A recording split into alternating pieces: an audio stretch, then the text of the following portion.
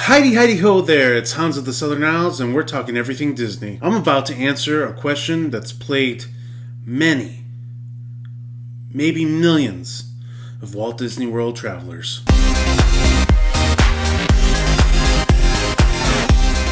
So, what's the best age to start bringing kids to Walt Disney World? It's a question that I see a lot on the interwebs. You can go on the Facebooks, the Reddits, the Disboards, whatever, and that question's probably going to come up.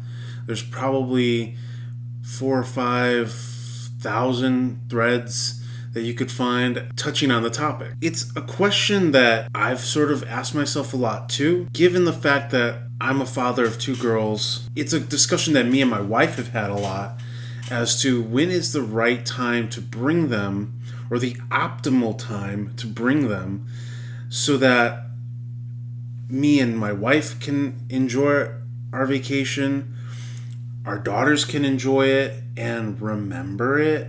7 or 8. 4 or 5 is probably fine too. So I just threw out some numbers, and it could make sense, it could not make sense, whatever. But my real answer is there is no right or wrong age.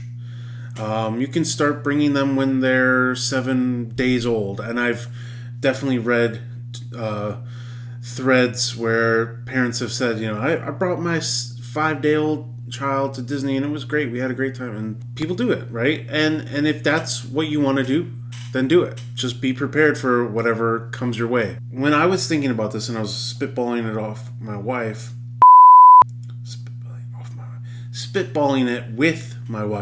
we kind of said, obviously it depends. Both of my daughters were 5 months old when they went for the first time. It just sort of we didn't plan it that way. That's just sort of how it happened.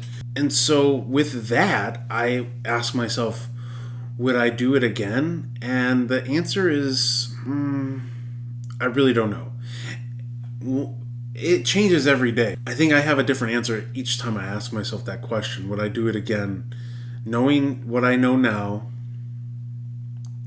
would I do it again? And you'd probably say, well, Hans, you did do it again. You experienced it with your first daughter, and then you crazily did it again with your second daughter. And it just kind of happens where, people want to go on vacation, and the opportunity presents itself, and you take advantage of the opportunity, and you just kind of deal with the consequences. On one hand, we had a lot of great pictures and a lot of fun memories that we could look back on and say, oh, isn't that great? But on the other hand, I can vividly remember poor feeding. I remember constantly looking for restrooms or the baby center. I know pretty much where every bathroom is and whether or not the men's room has a changing table in it, because not all of them do. One trip was in December, one trip was in June. They were both equally as hot, and my daughters developed really bad diaper rashes and having to deal with that on top of poor feeding. And then now with diaper rashes, now you want to change their diaper, on a schedule, and being in a line or doing this, it's a little bit more difficult. And then not sleeping well and not taking the right amount of naps that they needed. I remember that. So that's my kind of 2 cents about it. So would I do it again? There's an old saying in Tennessee, I know it's in Texas, probably in Tennessee, that says, fool me once, shame on you. If fool me, we can't get fooled again. So would I do it again? A third time? Third time, probably not. There's 4 questions that I think you should ask yourself when you're about to plan this trip. How old is your child, or how old is your youngest child that you're going if you're a multiple child family? What's going to be your travel party size? What are your intentions of the trip? And then, will you be visiting again? If this is your once in a lifetime, because for a lot of families, Walt Disney World is a once in a lifetime thing.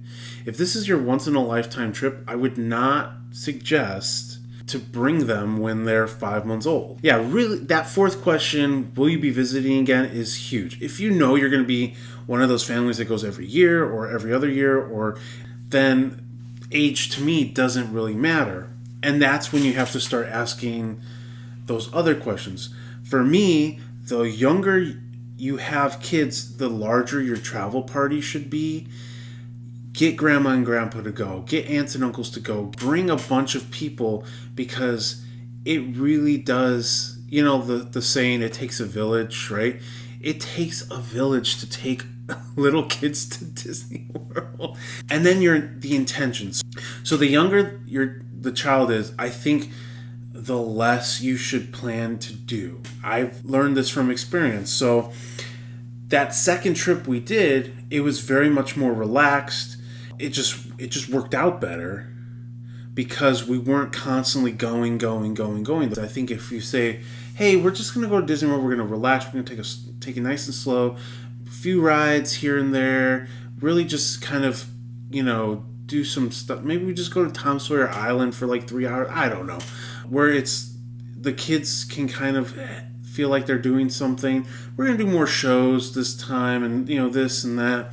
We're going to be in Country Bears quite a few, quite often.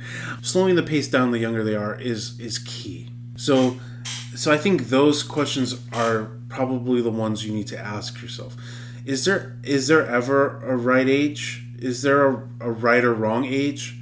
I think it really depends on those 4 questions, especially that 4th question: will you be visiting again? Because if you aren't, if this is your one-time thing, then you might want to plan it more strategically and not bring them when they're super little.